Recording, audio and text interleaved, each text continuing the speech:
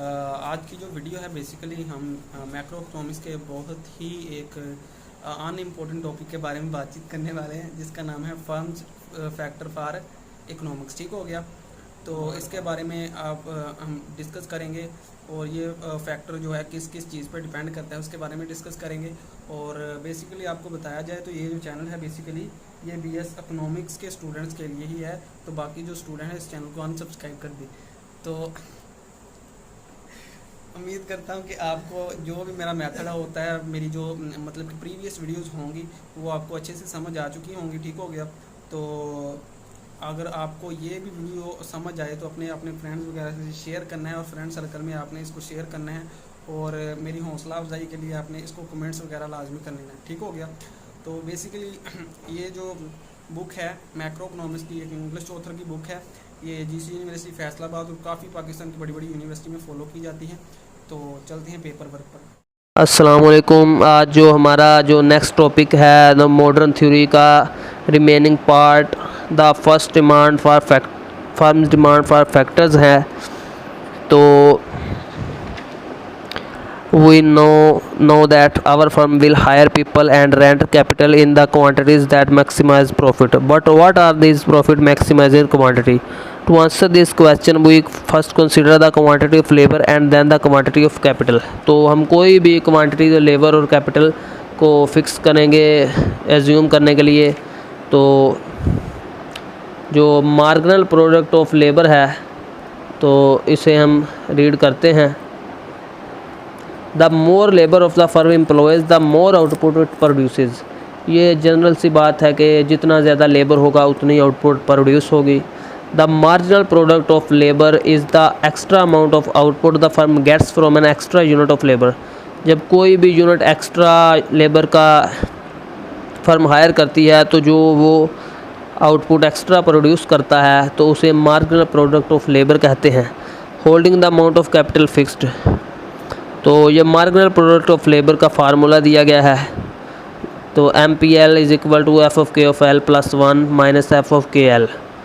The first term on the right hand side is amount of output produced with K units of capital and L plus 1 unit of labour. यानी L plus 1 इसलिए लिखा गया है कि 1 unit का addition किया गया है, तो इसलिए हम इसकी मार्जिनल प्रोडक्ट को फाइंड करेंगे। The second term is the amount of output produced with K units of capital and L units of labor. So the equation states that the marginal product of labor is the difference between the amount of output produced with L plus 1 units of labor and the amount produced with only L units of labor. So most production function have the property of diminishing marginal product.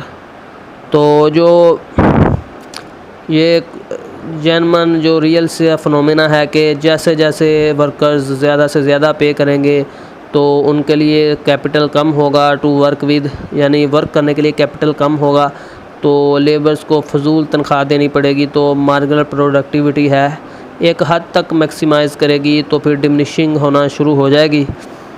तो ये labour की productivity है जो diminishing होती है। तो इसे read करते हैं। As a bakery has more to consider again the production of bread at a bakery. As a bakery has more labor, it produces more bread.